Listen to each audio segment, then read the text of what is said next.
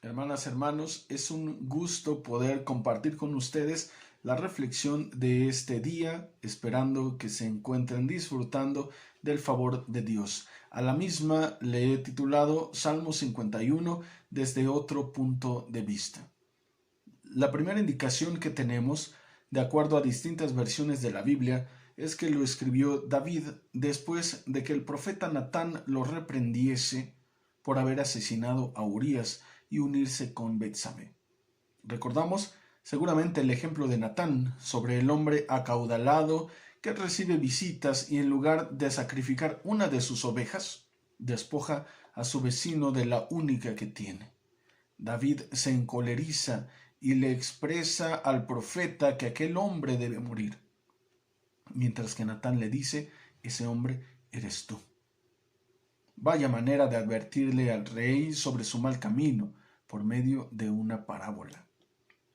La tradición cuenta que después de aquel pasaje bochornoso, David se siente culpable en gran manera. Dice el Salmo, por tu amor, oh Dios, ten compasión de mí. Por tu gran ternura, borra mis culpas. Lávame de mi maldad. Límpiame de mi pecado. Reconozco que he sido rebelde. Mi pecado no se borra de mi mente. Contra ti he pecado y solo contra ti, haciendo lo malo, lo que tú condenas. Por eso tu sentencia es justa, irreprochable tu juicio. Mucho se ha alabado este acto de arrepentimiento que se lee genuino y que sin duda nos transmite seguridad, confianza ante el Señor cuando hemos cometido una falta grave, no solamente ante Dios, sino en contra de nuestro prójimo. Lejos de la figura de David, como aquel pastor de ovejas que más adelante sería coronado rey y de cuya estirpe, de acuerdo a la literatura profética, nacería el Mesías, podemos ver en él a una persona muy humana. Su historia es similar a la historia que en algún momento hemos deseado. Un individuo que siendo poca cosa, el hijo más pequeño de Isaí, llega a ser el rey, el líder del pueblo de Dios. Nos parece amable esta historia, pues a pesar de sus muchos pecados, sus muchas faltas, se logró arrepentir y el Señor le premió con un reino próspero. Diremos, puedo cometer la peor de las faltas y antes de que Dios me llame a cuentas, le pediré perdón y por supuesto que no me lo ha de negar. Pero así como David, siendo rey, pudo decir, el Señor es mi pastor y nada me falta, a las afueras de su palacio había un centenar de personas que clamaban a Dios por el sustento diario. Descubrimos entonces, mientras continuamos leyendo el Salmo, que éste no exalta a David más que a aquel que le ha sostenido y nunca lo ha dejado a pesar de sus faltas. Permítanme denostar a David y referir que muchos podemos decir lo que él dijo.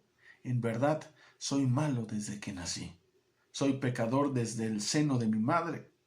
En verdad, tú amas al corazón sincero y en lo íntimo me has dado sabiduría. Purifícame con hisopo y quedaré limpio. Lávame y quedaré más blanco que la nieve. Lléname de gozo y alegría. Alégrame de nuevo, y aunque me has quebrantado, aleja de tu vista mis pecados y borra todas mis maldades. Qué conveniente para David, ¿no es cierto? Ya en la tradición antigua existen leyes sobre la restitución. En Éxodo 22, del 1 al 3, leemos lo siguiente. Si alguno roba un buey o una oveja y lo mata o vende, pagará 5 bueyes por el buey y 4 ovejas por la oveja. Si el ladrón es sorprendido forzando una casa y es herido y muere, no habrá culpabilidad de sangre. Pero si ya ha salido el sol, habrá culpabilidad de sangre.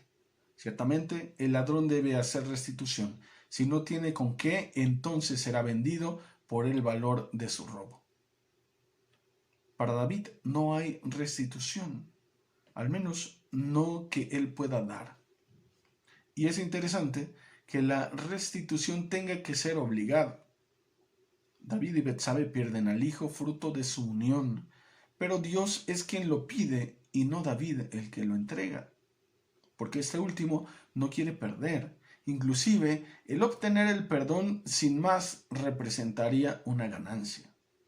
Podemos recordar el encuentro de Jesús con un joven rico.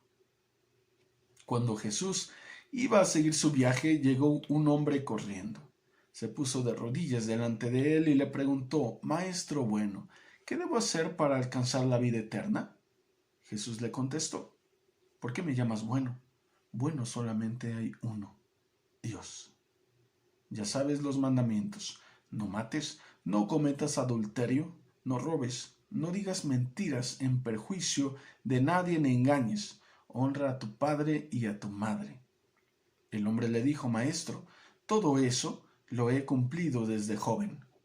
Jesús lo miró con cariño y le contestó: una cosa te falta. Anda, vende todo lo que tienes y dáselo a los pobres. Así tendrás riqueza en el cielo. Luego ven y sígueme. El hombre se afligió al oír esto y se fue triste porque era muy rico. El joven deseaba la vida eterna, seguir a Jesús, mientras que el maestro señala que venda todo lo que tiene y lo dé a los pobres, pues en otras palabras le diría: has acaparado riquezas a costa de que otros no tengan ni siquiera dónde recostar la cabeza. ¿Les parece interesante esta lectura a la luz de la historia del joven rico y a la luz de la historia de David? Actualmente hay quienes han acumulado riquezas a costa de que otros tengan apenas lo necesario para vivir. Por ello hay pobres inmigrantes en el mundo, mismos que son rechazados por los países ricos, por aquel joven, por aquel rey, que piden perdón, que piden el favor de Dios sin que haya restitución. Como iglesia también hemos sido indolentes. Líderes, ministros, laicos hemos predicado y entonado cantos en nuestros templos. Cantos como el que dice: el Señor es mi pastor, nada me faltará. Mientras que fuera de estas cuatro paredes, el Señor, que se encuentra menesteroso, hambriento, pasando frío, dice: aquí estoy. Interesante que la lectura del Salmo nos haya encaminado hasta aquí. Ahora, ¿qué es lo que podemos hacer desde el ámbito personal, ya que no habitamos algunos de los países denominados de primer mundo, ni somos dueños de una empresa transnacional? Consideremos, sin embargo, que también somos responsables de nuestro prójimo.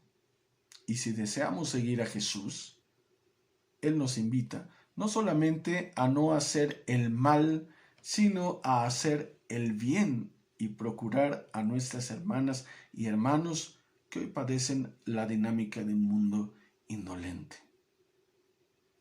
A pesar de que el año está por finalizar, todavía podemos hacerlo.